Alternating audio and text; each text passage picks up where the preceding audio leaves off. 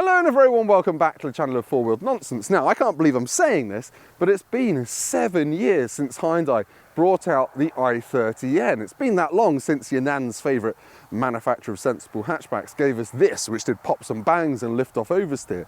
But I've got a very special i30N right here for a couple of hours. This was the first right-hand drive i30N ever made, we think, and it's certainly the first one in the UK. So this did Top Gear on TV, it did all the magazine shoots, and I just want to do a bit of a retro review to find out if it's a bit of a future cult classic, and now they're worth about 18 grand, the original ones, if you should buy one. Let's go. Now, I went on the UK launch of this car when it came out back in 2017, and I made lots of notes, which I've still got. And I remember the UK MD of Hyundai said, this car is like the X Factor's Susan Boyle. It looks a bit dowdy, but when it starts performing, well, it will blow you away.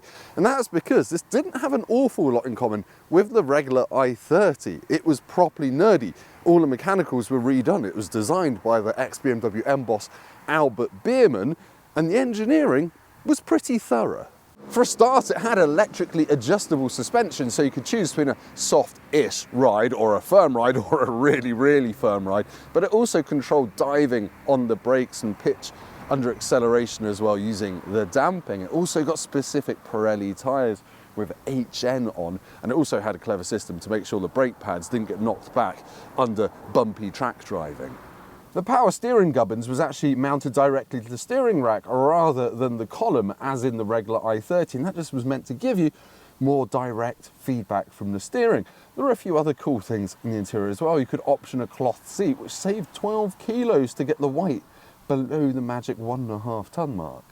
The i30N came with an optional rear strut brace between the rear suspension towers, which helped increase chassis stiffness for track days and things like that, but it did make the boot about as useful as a rucksack with a bear in it. It was powered by a turbocharged 2-litre petrol engine with either 250 horsepower or 275 in the performance pack version, and both had about 353 newton meters of torque, with an extra 25 available on overboost. But the big news was it had an electrically controlled limited slip differential between the front wheels, and Hyundai's warranty covered the engine for track use. It was like they were serious about making this a car for enthusiasts and men in hats.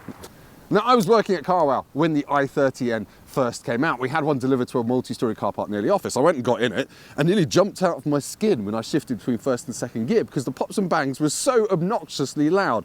The later cars, after about 2018, got a gasoline particulate filter fitted, which kind of muted the sound a little bit. And apparently you can tell the difference between a car without the filter and one with by the shape of the fuel cap. A circular fuel cap means no GPF, and a square filler cap means it's got a gasoline particulate filter and it's going to be a little bit more muted.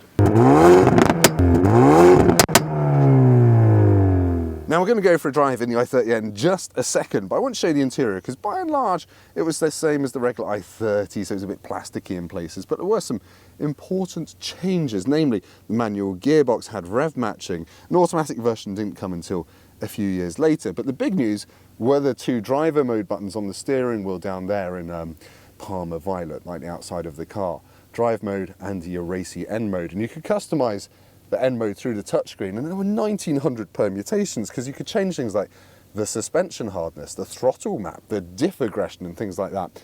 So you could, I think, basically find a mode and leave it how you wanted it, but you could properly mess around with it. Oh, and quite importantly, on a day like today, it's got heated seats and a heated steering wheel in this one. And you can see it's wearing its 11,000 miles. Actually not that well, but it's had a very hard life as a press car, this one. I do like how it's got BMW style moving red line as the engine warms up, the orange lights go out and you can rev it more. All right, that's enough of an engineering history lesson about the i30N. Let's see what it feels like on the road 7 years later. Oh, look at that. That is another sign that this has been engineered properly. The steering wheel comes right out. Oh, I've got an electrically adjustable seat in this one. So yeah, the driving position in the i30N, you can make it exactly what you want it to be. But already though, it feels firm. And I do remember this being quite a stiff car on UK roads. And weirdly, I was just chatting to Hyundai UK's press man who was around when these came out, and he said the 250 horsepower version of this, which cost less, had less power, didn't get the Deer 4, the pops and bangs, That was on softer Michelin tyres and it had smaller wheels, and it was actually the better car, and he said the faster car, point to point, in the real world. But I think we all agree that if you're actually buying one for your own money, you're probably going to get the more powerful one with the diff and all the rest of it. So I'm going to let it warm up its tyres and yeah, just find out what it feels like. The steering is already deliciously direct. The little indicator pip is broken in this one for some reason, but yeah, unknown country road.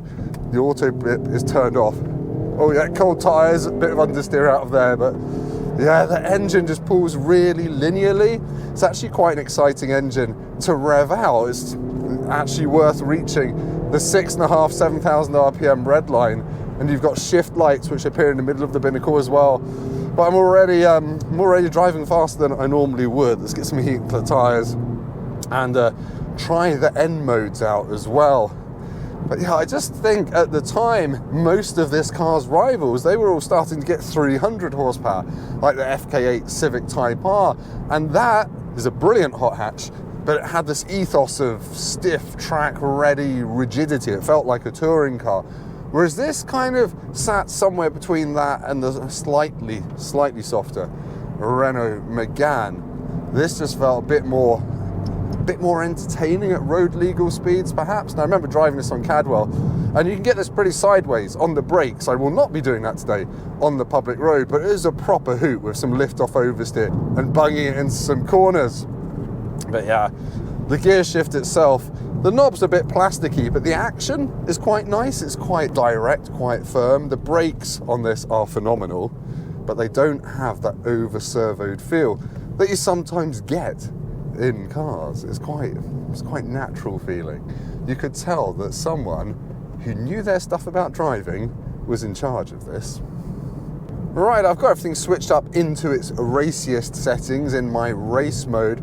So I've got Sport Plus engine, sound and gearbox, and there is quite a lot of torque steer, not gonna lie, but that's classic kind of front wheel drive feeling. That makes it exciting in my book.